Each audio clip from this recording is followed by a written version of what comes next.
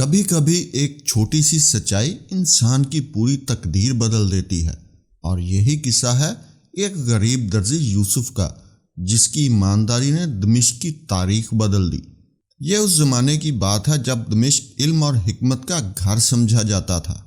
شہر کے مضافات میں ایک بوڑھا درزی رہتا تھا جس کا نام یوسف تھا۔ یوسف اپنے کام میں ماہر تھا، مگر قسمت نے اس کا ساتھ نہیں دیا تھا۔ وہ ایک چھوٹی سی کچی دکان میں لوگوں کے کپڑے سیتا، مگر مشکل سے ہی گزارا ہو پاتا تھا۔ یوسف کی زندگی میں دو ہی لوگ تھے، ایک اس کی بیٹی مریم جو ابھی 16 برس کی ہوئی تھی، اور دوسرا اس کا بیٹا احمد جو ابھی 12 برس کا تھا۔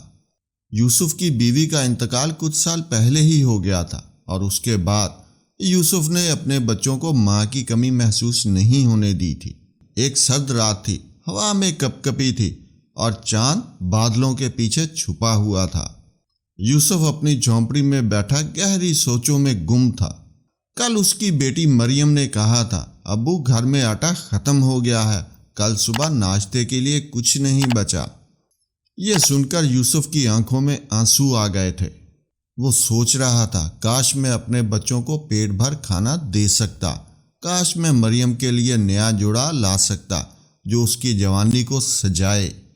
اگلے دن صبح سویرے یوسف اپنی دکان پر پہنچا۔ سارا دن وہ دروازے کی طرف دیکھتا رہا، مگر ایک بھی گاہک نہ آیا۔ شام ڈھل رہی تھی، یوسف دکان بند کرنے ہی والا تھا کہ ایک شاہانہ لباس والا شخص دکان میں داخل ہوا۔ وہ بولا، کیا تم میری ابا درست کر سکتے ہو؟ یوسف نے ادب سے جواب دیا، جی حضور، ضرور۔ اس شخص نے ایک نفیس ابا یوسف کے حوالے کی، اس کی لمبائی درست کرنی ہے، کل صبح تک تیار ہو جائے تو اجرت دوں گا۔ یوسف نے کہا، حضور، میری بینائی کمزور ہے، رات بھر کام کرنا مشکل ہوگا۔ آدمی نے کہا، تم جو اجرت کہو گے لے لینا، بس کام بہترین ہونا چاہیے۔ یہ کہہ کر وہ شخص چلا گیا۔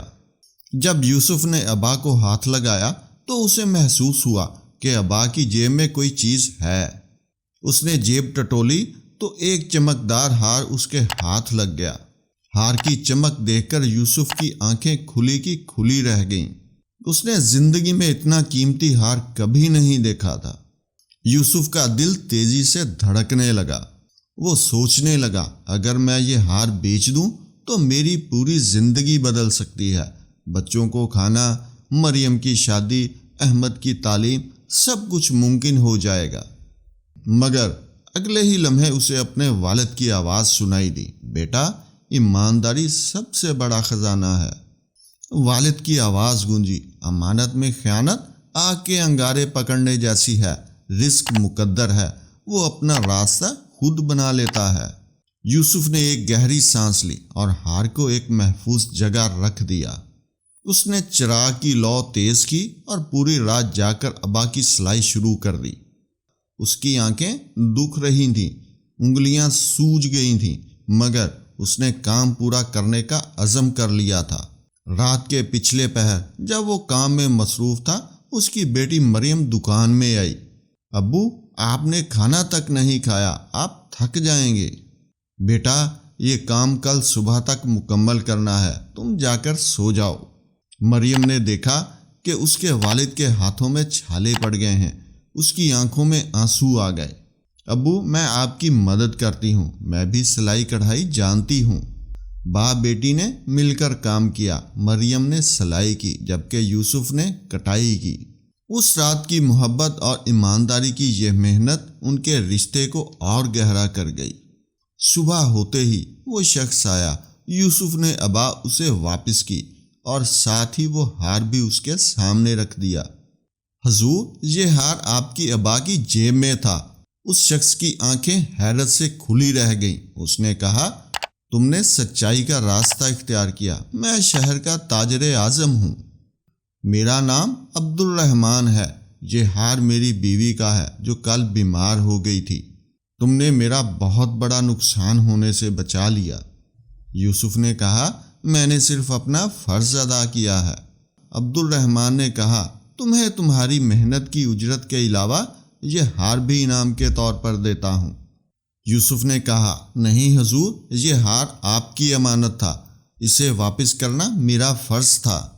عبد الرحمن نے کہا، تم سچے ایمان والے انسان ہو، میں چاہتا ہوں کہ تم میری تجارت میں شامل ہو جاؤ۔ یوسف نے کہا، میں ایک غریب درزی ہوں، میں کیسے آپ کی تجارت سنبھال سکوں گا؟ عبد الرحمن نے کہا، تجارت میں رقم سے زیادہ اہم ایمانداری ہے، اور تم میں وہ بخوبی موجود ہے۔ اس دن کے بعد یوسف کی زندگی بدل گئی۔ وہ عبد الرحمن کے کارخانے کا نگران بن گیا۔ اس نے اپنی ایمانداری اور محنت سے تاجر کے کاروبار کو نئی بلندیاں دیں۔ 1 سال بعد عبد الرحمن نے یوسف کو اپنے گھر بلایا۔ یوسف، تم نے میرا کاروبار دگنا کر دیا ہے۔ میں چاہتا ہوں کہ تم اپنی بیٹی مریم کی شادی میرے بھانجے قاسم سے کر دو۔ وہ حلب میں تجارت کرتا ہے، اور تمہاری بیٹی کی خوبیوں کے قصے سن کر اس نے یہ درخواست کی ہے۔ یوسف کی آنکھوں میں خوشی کے آنسو آ گئے۔ مریم کی شادی ایک معزز گھرانے میں ہو گئی۔ اس کا بیٹا احمد اچھے مدرسے میں پڑھنے لگا، مگر یوسف نے کبھی اپنی دیانت اور ایمانداری کو ہاتھ سے جانے نہ دیا۔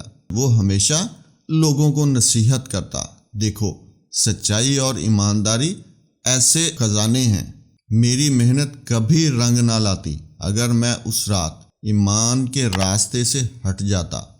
اللہ تعالیٰ ہمیشہ سچے بندے کی مدد کرتا ہے۔ ایک دن عبد الرحمن نے یوسف کو اپنے پاس بلایا۔ میں بوڑھا ہو رہا ہوں، میری کوئی اولاد نہیں ہے، میں چاہتا ہوں کہ تم میری ساری تجارت کے وارث بنو۔ یوسف حیرت سے بولا، حضور، میں اس کا اہل نہیں ہوں۔ عبد الرحمن نے کہا، تم ہی اس کے مستحق ہو۔ تم نے ثابت کیا ہے کہ ایمانداری ہی سب سے بڑا سرمایہ ہے۔ اور پھر یوسف کی یہ کہانی پورے دمشق میں مشہور ہو گئی۔ لوگ اسے امین تاجر کے نام سے پکارنے لگے۔ اس نے اپنی دولت سے مسافر خانے بنوائے، مدرسے کھولے اور غریبوں کی مدد کی۔ سالوں بعد جب یوسف کے پوتے پوتیاں اس کے گھر میں ہوتے تو وہ انہیں یہ سبق دیتا، تمہارے ہاتھ کی کمائی میں برکت تب ہی ہوتی ہے جب تمہارا دل صاف ہو۔ سچائی اور ایمانداری کی راہ ہمیشہ برکت لے کر آتی ہے۔ اللہ تعالیٰ اپنے سچے بندوں کو کبھی مایوس نہیں کرتا۔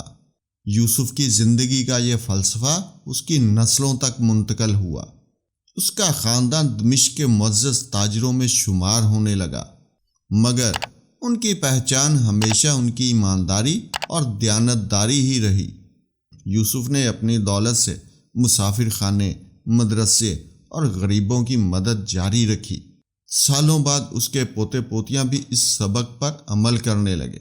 سچائی اور ایمانداری کی راہ ہمیشہ برکت لے کر آتی ہے، اور اللہ تعالیٰ سچے بندوں کی مدد کرتا ہے۔